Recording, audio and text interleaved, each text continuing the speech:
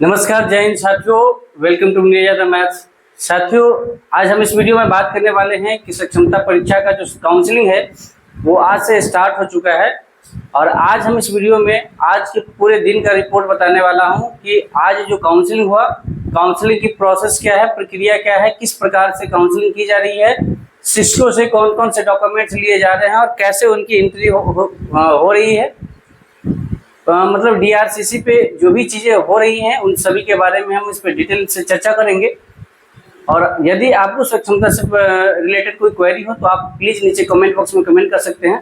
और please channel पर नए होंगे तो प्लीज़ चैनल को सब्सक्राइब कर लीजिएगा ताकि इसी तरीके से सक्षमता का अपडेट जो है आपके टाइम टू टाइम आता रहे। ठीक है, उसके बाद इस वीडियो में अंत में ये भी मैं बात करने वाला हूँ कि आप अपने स्टेटस को, कि आपका कौन सा स्लॉट किस दिन हुआ, इसके बारे में भी मैं जानकारी देने वाला हूँ। उसके लिए विभाग ने एक अलग से वेबसाइट लॉन्च किया है।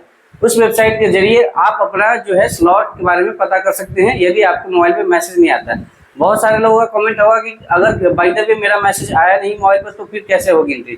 तो उन सभी के बारे में इस पर हम डिटेल से चर्चा करेंगे। तो चलिए बिना किसी देरी का शुरू करते इस वीडियो को। तो आइए हम जानते हैं कि आज जो है सक्षमता परीक्षा की काउंसलिंग स्टार्ट हुई। तो ये काउंसलिंग जस्ट लाइक एक डॉक्यूमेंट वेरिफिकेशन है कि आप एक ऑथराइजेशन मतलब ऑथराइज टीचर हैं। आपके डॉक्यूमेंट का पूरी तरीके से वेरीफाई कर लिया जाएगा कि आप सही टीचर हैं। उसके बाद जब स्कूल अलॉटमेंट की बात आएगी तो वो आपको बाद में उसकी जानकारी दी जाएगी।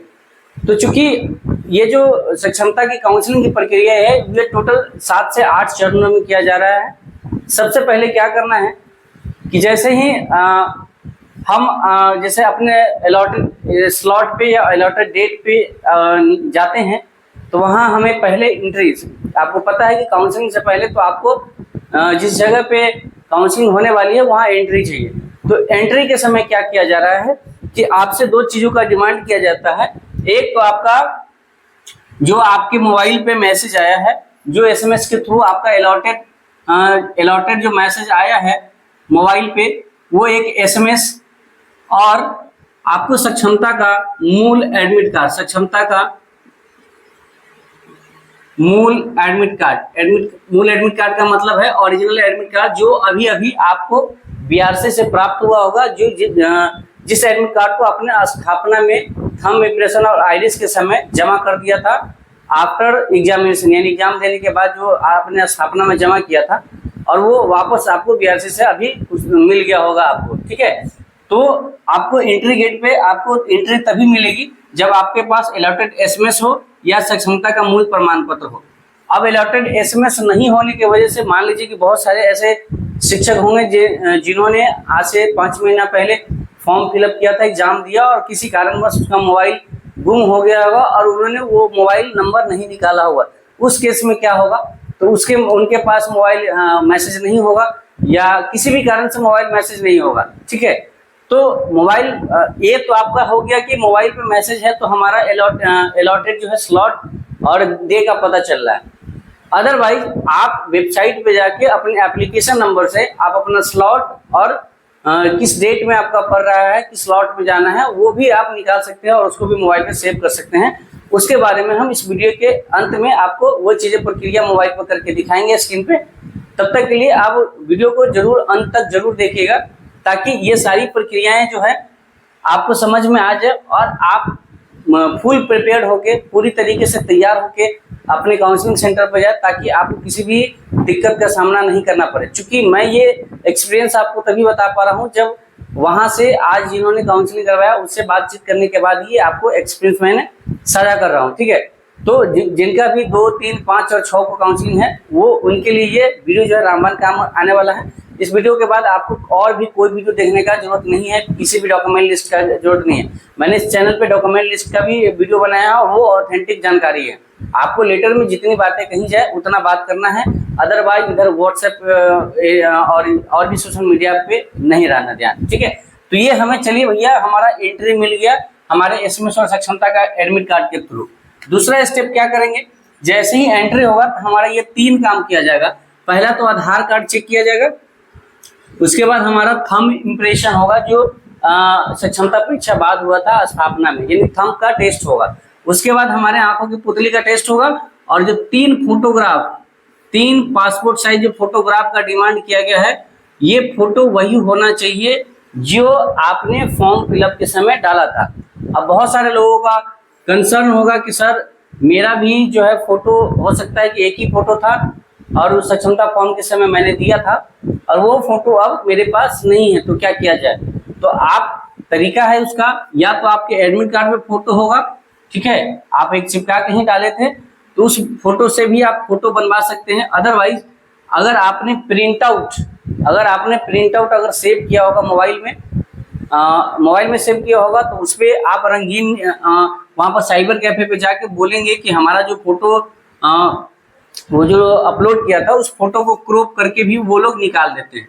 तो ये 2 तरीका होगा जिससे आपका फोटो निकल जाएगा। अगर एडमिट कार्ड पे होगा, एडमिट कार्ड पे तो होना ही चाहिए, सबके एडमिट कार्ड पे होता है, तो वो फोटो से भी आप फोटो बनवा सकते हैं। और 3 फोटोग्राफ वही चाहिए, वो फोटो मिलान करेगा, फोटो मैच नहीं करेगा तो आपके साथ दिक्कत का सामना करना पड़ सकता है, ठीक है। ऐसा अभी तक कोई केस आया नहीं, क्योंकि शिक्षक हैं और बहुत सालों से जॉब कर रहे हैं, तो इतना तो केयर वो खुद कर ही सकते, तो इतना केयरलेस तो नहीं हो सकता। इस वजह से अभी तक ऐसा कोई केस नहीं आया है। तो ये 3 फोटोग्राफ आपको लेके जाना है। तीसरा स्टेप में हमको क्या करना है, अलॉटेड काउंटर पे डॉक्यूमेंट का हमारा वेरिफिकेशन होगा। वेरिफिकेशन कहने का मतलब कि पूरी जो आपका प्रमाण पत्र है उस सब का सत्यापन होगा। कहाँ, जो जिस भी आपका अलॉटेड जो काउंटर होगा उस काउंटर पर जाके आप अपना डॉक्यूमेंट वेरिफिकेशन करेंगे। ये आपका 3rd स्टेप होगा, जिसमें आपका कौन कौन से डॉक्यूमेंट आपको वेरिफिकेशन के लिए टेस्ट करेगा उसका वीडियो उसका जो वीडियो है वो डिस्क्रिप्शन बॉक्स में मैं दे दूंगा। इस चैनल पे ऑलरेडी पड़ा हुआ है, वो डॉक्यूमेंट लिस्ट आप तैयार कर लेंगे और किस क्रम में सजाना है वो भी वीडियो आपको इस चैनल पे मिल जाएगा, ठीक है। अदरवाइज और भी कोई अगर ऑप्शन होगा डॉक्यूमेंट से रिलेटेड क्वेरी हो तो आप नीचे कमेंट बॉक्स में कमेंट कर सकते हैं, पूछ सकते हैं। चौथा स्टेप हमारा होगा कि जब हमारा टोटल डॉक्यूमेंट वेरिफिकेशन हो जाएगा और वहां अगर आप सही पाएंगे तो तब हमारा फाइनल सबमिशन होगा। फाइनल सबमिशन करेंगे वो काउंसलिंग करने वाले अपने काउंटर में, ठीक है। उसके बाद 5वें स्टेप पे क्या करेगा, जैसे ही आप चूंकि पता होगा जब आपने फॉर्म फिलअप किया था, जो फाइनल सबमिशन करने के बाद हर फॉर्म का सबमिट होता है, ये होता है सबमिट करने के बाद प्रिंट आउट निकाला जाता है, पूरा ब्यौरा होता है। तो उस तरीके से आपका प्रिंट आउट निकलेगा। प्रिंट आउट का कुल 2 कॉपी आपको निकाला जाएगा, ठीक है। 6ठे स्टेप में क्या होगा, इस 2 कॉपी पे एक तो टीचर का सिग्नेचर का कॉलम है, दूसरा ऑथराइज ऑफिसर का है ना, जो ऑफिसर चुने गए हैं ऑथोराइज्ड है ना, उनके यानी क्या बोलते हैं आधिकारिक ऑफिसर जिसको बोलते हैं। और तीसरा जो ये कमेटी बनाया गया है, ये वेरिफिकेशन का कमेटी, उस कमेटी के सदस्य का हस्ताक्षर होगा। तो 3 लोगों का हस्ताक्षर है। जो लोग करवा के हैं काउंसलिंग उनका मैं यहाँ पे स्क्रीनशॉट लगा दूंगा, आप देखेंगे वहां तो 3 सिग्नेचर किया गया है। इसमें पहला सिग्नेचर होगा आपका टीचर का, दूसरा ये ऑफिसर का, ये ऑथराइज ऑफिसर का, और तीसरा कमेटी के सदस्य का, ठीक है। तो ये 3 हस्ताक्षर किया जाएगा आपके दोनों प्रिंट आउट पे 6ठे स्टेप में। 7वां स्टेप पे क्या करेगा, एक कॉपी एक टीचर को दे दिया जाएगा और दूसरा कॉपी जो है आपके ऑफिस में रह जाएगा, कार्यालय में, जिस कार्यालय में आपकी डीआरसीसी पे काउंसलिंग है एक वहां पे रह जाएगा, ठीक है। और जो 8वां स्टेप है हमारा वो है कि एक सेट जो है, जो भी डॉक्यूमेंट लिस्ट है, आप देख लीजिएगा वीडियो में, पूरी डॉक्यूमेंट लिस्ट का जितने भी डॉक्यूमेंट हैं, तो उस डॉक्यूमेंट में बाकी ये 2 चीजें तो आपको यहाँ से ही देख लिया जाएगा एंट्री के समय ही। एक तो सक्षमता का एडमिट कार्ड और दूसरा क्या है, दूसरे स्टेप में आपका आधार का भी हो जाएगा वेरिफिकेशन। तो उसके बाद आपका जो क्या बोलते हैं उसको डॉक्यूमेंट लिस्ट है, उस डॉक्यूमेंट लिस्ट का भी हम यहाँ पर स्क्रीनशॉट लगा देंगे कि जिनका भी काउंसलिंग हुआ उनका डॉक्यूमेंट लिस्ट कैसे वेरीफाई किया गया है। तो उस तरीके से आप एजुकेशनल और प्रोफेशनल क्वालिफिकेशन का सारा का डॉक्यूमेंट लगा के उसमें एक का पूरा प्रति जो है फोटो कॉपी करके उस पर इंग्लिश में करना होगा तो सेल्फ अटेस्टेड करना पड़ेगा इस तरीके से। और अगर हिंदी में करते हैं तो 100 अभिप्रमाणित किया जाता है, ठीक है, 100 अभिप्रमाणित इस तरीके से करके और नीचे अपना साइन कर देंगे। जैसे मेरा नाम नीरज तो नीरज कुमार हम लिख देंगे। इस तरीके से सभी पेपर पे नीचे में होना चाहिए। तो इस तरीके से एक फाइल आपको वहाँ जमा कर देना है। तो कुल ये 8 प्रक्रिया है, 8 स्टेप में आपका जो है डॉक्यूमेंट वेरिफिकेशन हो जाएगा और वहाँ से एक प्रति आपको मिल जाएगा। आपका जो काउंसलिंग उस लेटर पे आपका काउंसलिंग का डेट, टाइमिंग, कितने बजे आपका डॉक्यूमेंट हो गया है। तो ये सारी चीज़ें जो है आपको तैयार करके जाना है। और इतना चीज आप ध्यान रखिएगा कि आज जैसा हुआ उसी तरीके से सब दिन होता है। हाँ, पहला दिन होने की वजह से अब बहुत सारे लोगों का कई जगह का ऐसा भी ये आया है सवाल कि उनका कहना है कि उनको ऐसा लगता है अभी तक कि जैसे उनका 1 to 5 का होना है 6 तारीख से, तो 6 तारीख से होना है तो एक ही दिन में 6 को मेरे ब्लॉक का होगा, स्पेशली 7 को उस ब्लॉक का। तो इस टाइप का ब्लॉक वाइज नहीं करना है। जैसे कि आपके स्कूल में स्ट्रेंथ अगर 3 टीचर का है तो 3 टीचर का 30% जाना है, यानी एक टीचर जो है जाएंगे पहले काउंसलिंग करवाने, और वो काउंसलिंग करवाएंगे तो वो ऑफिशियली 3 दिनों की छुट्टी पे होगा। जैसे मैं आपको एग्जांपल बता रहा हूँ, वो 3 दिन कैसे लगेगा ये मैं बता रहा हूँ। जैसे आज पहले दिन काउंसलिंग का टाइम था, हुआ क्या कि 9 से काउंसलिंग स्टार्ट होना था, 9 से 10:30 फर्स्ट स्लॉट वाले थे। फर्स्ट स्लॉट वाले 8:30 बजे पहुंच गए। अब हुआ क्या कि पहले दिन में है तो स्वाभाविक है थोड़ा लेट हो जाता है व्यवस्थाओं को व्यवस्था करने में, सारे सिस्टमों को। तो हुआ क्या कि बहुत सारे ऐसे सेंटर है जहाँ पे लेट से स्टार्ट ही हुई काउंसलिंग 10 बजे से। तो हुआ कि अब 10 बजे से काउंसलिंग हुई और पहला स्लॉट 10:30 में खत्म होने वाला है, तब तक 10 बजे तक दूसरे स्लॉट वाले जो 10:30 से 12 वाला है वो पहुंच गए। फिर उसको एंट्री देना है ना 10 बजे से। तब उसमें क्या हुआ कि फर्स्ट स्लॉट और सेकेंड स्लॉट दोनों एक साथ हो गया, और एक स्लॉट में एक काउंटर पर 6 शिक्षकों को ही अभी बुलाया जा रहा है। समय के साथ स्ट्रेंथ अगर बढ़ाया जाएगा, देखा जाएगा कि और ज्यादा स्ट्रेंथ है तो वहाँ ज्यादा संख्या किया जाएगा। और वहाँ अलग अलग जिलों का अलग अलग काउंटर बनाया गया है। सभी जिलों में मिनिमम 2 काउंटर बनाए गए हैं और मैक्सिमम 5 काउंटर बनाए गए स्ट्रेंथ के आधार पे। अब जैसे बड़ा सिटी हो गया मुजफ्फरपुर, सीतामढ़ी, ये पटना जैसे, तो वहाँ 5 से ज़्यादा भी काउंटर बनाए जा सकते हैं। ठीक है, तो वैसे भी डिस्ट्रिक्ट वाइज सभी शिक्षकों का जो क्वालिफाइड शिक्षकों का है उनका लिस्ट जारी कर दिया गया, तो उसके अकॉर्डिंग भी आपको पता चल जाएगा कि ये कितने दिनों में खत्म हो जाएगा। तो ऐसा आपको बिल्कुल नहीं मानना है कि हमारे ब्लॉक का जैसे अगर कोई सीतामढ़ी ब्लॉक है तो सीतामढ़ी ब्लॉक का सभी का एक दिन होगा, ऐसा नहीं होने वाला है। तो अच्छा, क्वेश्चन ये भी होगा कि मान लीजिए कि एक स्कूल में 3 टीचर है और तीनों टीचर 1 to 5 में है, स्वाभाविक है, और तीनों टीचर पे तो SMS आएगा क्योंकि 5 से 6 से स्टार्ट है।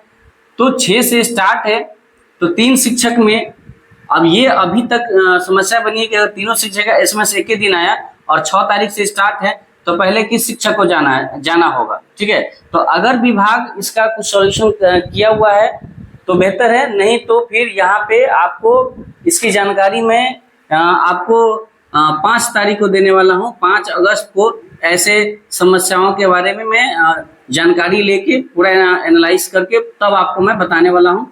क्योंकि मेरे ही स्कूल में देख लीजिए तो 3 शिक्षक हैं और तीनों शिक्षक सक्षमता पास है और तीनों 1 to 5 में है। जनरल में उर्दू वाला रहता तो उनका 5 को ही हो जाता, लेकिन सामान्य वाला तो सामान्य वाले सभी का 6 से स्टार्ट है। 6 से स्टार्ट है यानी 5 को SMS गिर जाएगा, 5 से SMS गिर जाएगा तो 6 तारीख को अब किनका पड़ता है, क्योंकि 6 के बाद लगातार होना है। ठीक है, ऐसा नहीं है, इसमें साफ साफ बताया गया है कि जैसे +2 वालों का आज हुआ तो 1 से स्टार्ट हुआ और तब तक ये चलता रहेगा जब तक ये पूरे शिक्षकों का काउंसलिंग नहीं हो जाएगा। नहीं तो चूंकि आप ही बताइए ना, अगर 1 घंटा लेट से ही चला है तो वो तो स्वाभाविक ही कि लेट चलेगा, और ये 8 प्रोसेस में काम हो रहा है तो इसमें टाइम तो लगेगा, मिनिमम आधे घंटे एक टीचर के को करने में लग सकता है, आधा घंटे से 45 मिनट भी लग सकता है। तो ये सब सारी बातें थी, तो इस प्रोसेस को आप अच्छे से देख लीजिएगा, इसको समझ लीजिएगा। और सक्षमता से रिलेटेड और भी कोई क्वेरी हो काउंसलिंग से रिलेटेड तो आप प्लीज नीचे कमेंट बॉक्स में कमेंट करके पूछिएगा, उसका उत्तर करने का मैं एकदम प्रयास करूंगा। तब तक के लिए आप स्वस्थ रहिए, मस्त रहिए और अपने काम में व्यस्त रहिए। थैंक यू सो मच, मिलते हैं नेक्स्ट वीडियो में, धन्यवाद। चलिए आइए अब हम आपको बता रहे हैं कि अपना जो है स्टेटस कैसे चेक करेंगे कि कौन सा आपको दिन और किस स्लॉट में आपका जो है काउंसलिंग डेट पड़ा है। तो उसके बारे में ये आपके मोबाइल स्क्रीन पे मैं ले आया हूँ। तो सबसे पहले आपको गूगल क्रोम खोल लेना है और गूगल क्रोम पे आपको सर्च करना है, सीधे सक्षमता काउंसलिंग करेंगे। सक्षमता काउंसलिंग जैसे करेंगे तो इस तरीके का आपका पहला ही आइकॉन आएगा, जहाँ पे ये आइकॉन है सक्षमता काउंसलिंग द कोड बकेट करके आया है, know your application slot status. तो इस पर आपको क्लिक कर देना है। जैसे इस पर क्लिक करेंगे तो इस टाइप का आपको आइकन आएगा खुल के, जहाँ लिखा है नो योर अपॉइंटमेंट या स्लॉट स्टेटस। ठीक है, तो यहाँ आपको सिंपल सा क्या करना है, एप्लीकेशन नंबर ऐड करना है और फाइंड कैंडिडेट कर देंगे। तो जैसे ही ये करेंगे तो आपको जो है ये मैं आपको दिखा रहा हूँ। तो इस तरीके से आप जैसे करेंगे, इसमें एप्लीकेशन नंबर ऐड करेंगे, सपोज करिए कि ये मैं आपको दिखाता हूँ।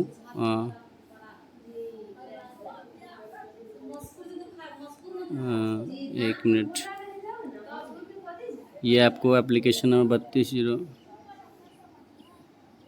जैसा कि ये एप्लीकेशन नंबर मैंने ऐड किया और फाइंड कैंडिडेट करूँगा, तो चूँकि ये मेरा है और अभी मेरा कोई भी जो एप्लीकेशन नंबर है, अच्छा इनवैलिड एप्लीकेशन नंबर, तो इसमें कोई भी अपना एप्लीकेशन नंबर डालेंगे तो जिस दिन जिसका होगा तो वो मिल जाएगा। अदरवाइज अगर आप 1 to 5 में है तो 5 को डालेंगे इवनिंग टाइम में, या 5 को अगर 12 बजे के बाद भी डालेंगे तो चूँकि आपका अलॉट हो गया होगा तो यहाँ पे दिखा देगा। किस टाइप का दिखाएगा, चलिए आपको हम स्क्रीनशॉट से दिखाते हैं। स्क्रीनशॉट खोल लिया तो इस टाइप का आपको जो है दिखाएगा पूरा लिस्ट।